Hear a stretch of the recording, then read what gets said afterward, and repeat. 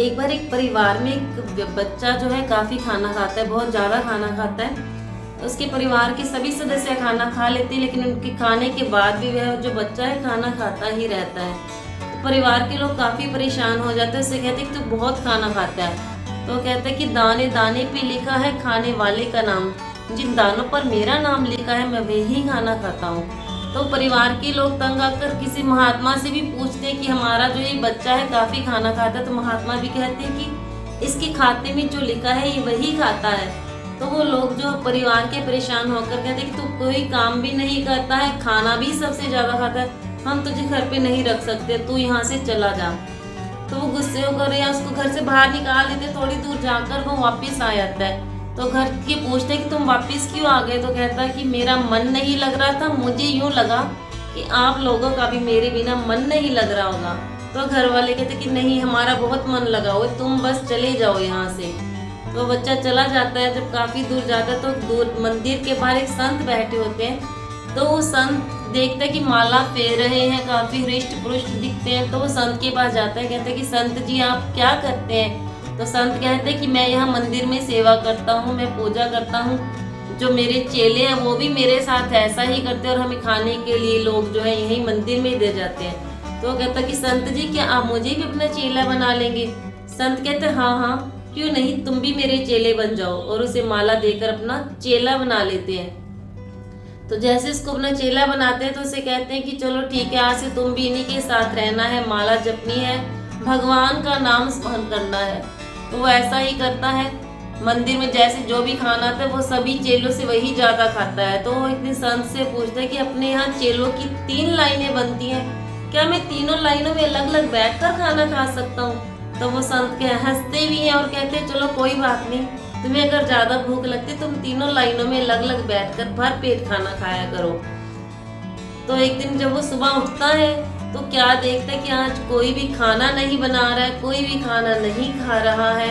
सभी जो चेले हैं, रसोइये हैं, सब अपनी माला लेकर बैठे हैं। संत के पास जाता है, कहता है संत जी क्या हुआ, क्या आज खाना नहीं बनेगा। तो संत कहते कि नहीं, आज तो कोई खाना नहीं बनेगा, आज एकादशी है, आज सभी ने एकादशी का व्रत रखा है, मेरे सभी चेलों ने भी रखा है, तुम भी एकादशी का व्रत रखो। वो बच्चा कहते कि नहीं नहीं, मैं एकादशी, अगर मैंने एकादशी रखी तो मेरा द्वादश हो जाएगा, मेरी 12 हो जाएगी, तो मेरा तो कुछ बचेगा ही नहीं। तो वो संत हंसने लगते कि कहते अगर तेरे को भूख लगी है, तूने व्रत नहीं रखना है, तो तू यहाँ से खाने का सामान ले जा, यहाँ हम चूल्हा नहीं जलाएंगे, तो दूर नदी के पास ले जा, वहां जाकर अपना खाना पकाकर खा ले। तो वो कहता है कि चलो ठीक है, आप मुझे सामान दे दो। परंतु संत एक शर्त भी रखते हैं, कहते हैं कि तू भोजन की सामग्री तो ले जा, भोजन भी बना ले, लेकिन भोजन बनाने से पहले भगवान को भोग लगाना ना भूलना। तो वो कहता है कि चलो ठीक है, मैं भगवान को भोग लगाकर फिर ही खाना खाऊंगा। वो जो खाने की सामग्री लेकर नदी के किनारे चला जाता है, तो लकड़ियां बटोरता है, पूरी मेहनत के साथ वो खाना भी तैयार कर लेता है। फिर उसे ध्यान आता है कि मुझे खाना खाने से पहले भगवान का भोग भी लगाना है। तो वो हाथ जोड़कर बैठ जाते कि भगवान जी आ जाओ, ठाकुर जी आ जाओ, खाना खा लो, हमने खाना खाना है, मुझे बहुत भूख लगी है, आप आ जाइए, हम खाना खाते हैं, हमें आपका भोग लगाना है। तो काफी देर वो ऐसे ही कहता रहता कि ठाकुर जी आओ, ठाकुर जी आओ, खाना खाओ, लेकिन कोई भी रिस्पॉन्स नहीं आता। अंत में वो कहते कि ठाकुर जी आज आप अगर सोचोगे कि मुझे मंदिर से खाना खाने को मिलेगा, मंदिर में तो आज एकादशी है, आप वहाँ भी भूखे रह जाओगे, वहाँ आपको कुछ भी नहीं, ये तो मैंने जो बनाया आप यहाँ आकर खा लीजिए, वहाँ मंदिर में भी आपको कुछ भी खाने को नहीं मिलेगा। तो जब वो ऐसे बोलता है तो कहते कि भोले भाव मिले रघुराया, अपने भोले स्वभाव से बोलता है। तो राम जी अपने साथ सीता जी को लेकर वहाँ खाना खाने आ जाते हैं। अब वो भगत जो संत है, वो बच्चा है, जो वो एक तरफ तो रोटियों को देख रहा है और एक तरफ राम जी को देख रहा है, कि सोचता है कि संत ने कहा था कि एक ही भगवान आएगा जिसको भोग लगाना, यहाँ तो 2-2 भगवान आ गए हैं, मैंने तो रोटियां ही 2 जनों की बनाई है। तो भगवान पूछते हैं, राम जी पूछते हैं कि क्या हुआ, क्या सोच में पड़ गए, लाओ खाना लगाओ। तो वो कहते हैं हाँ जी क्यों नहीं। तो वो राम जी और सीता जी को खाना खिला देता है और थोड़ा बहुत प्रसाद बचता है वो खुद ग्रहण कर लेता है। तो वो जो है थोड़ा सा प्रसाद ग्रहण करता है और वापस मंदिर में चला जाता है। तो कुछ दिनों के बाद दोबारा जब एकादशी आती है तो जैसे वो सुबह उठता है तो देखते कि आज फिर वही माहौल है, कहीं भी खाना नहीं बन रहा है। तो वो संत के पास जाता है कि संत जी क्या हुआ, आज फिर नहीं खाना बनेगा। तो वो कहते नहीं, आज तो एकादशी है, आज कोई खाना नहीं बनेगा। अगर तुम्हें भूख लगी है, तुमने खाना खाना है तो अपना सामान ले जाओ और वहाँ जाकर खाना अपना बना लो। तो वो कहता है कि संत जी मुझे खाना बनाने की सामग्री तो दे दो, लेकिन थोड़ी सी ज़्यादा देना। तो वो पूछते कि क्यों, ज़्यादा क्यों चाहिए तुम्हें सामग्री। तो वो कहता है कि आपने तो कहा था कि एक ही भगवान आएंगे, लेकिन वहाँ तो दो दो भगवान आ गए, मुझे 2 जनों को भोग लगाना पड़ा। तो संत सोचते हैं कि जरूर कोई चालाकी कर रहा है, खुद को ज़्यादा भूख लगती है। तो फिर भी उसे कुछ ना कहते हुए उसे आटा, दाल, घी, रसवान जो भी मात्रा है कुछ ज़्यादा दे देते कि जाओ तुम वहाँ जाकर नदी के किनारे खाना बना लो, लेकिन ठाकुर जी को भोग लगाना नहीं भूलना। तो इस बार जब वो जाता है, खाना बना रहा होता है, खाना बना लेता है।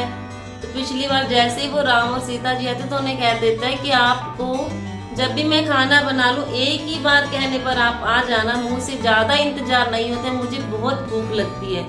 तो इस बार वो सोचते कि इस बार तो मैं सिर्फ एक ही बार आवाज़ लगाऊंगा और राम जी आ जाएंगे। तो कहता है खाना बनाने के बाद, ठाकुर जी आ जाइए, भोग लगा लीजिए, खाना तैयार है।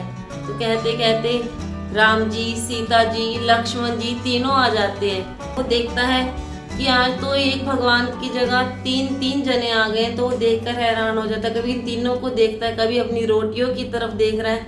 तब राम जी कहते क्या हुआ, खाना लगाओ। तब वो बच्चा पूछता है कि ये आपके साथ जो तीसरा है ये कौन है। तब वो कहते कि ये तो लक्ष्मण जी है, मेरे भाई हैं। तो कहते कि मैंने तो ठाकुर को भोग लगाने का वादा किया था संत से, लेकिन ये तो अपने पूरे खानदान को ही लेकर आ रहे हैं। फिर भी उन्हें कुछ ना कहता हुआ उन तीनों को खाना दे देता है और जो बचा कुचा है प्रसाद के रूप में खुद ले लेता है।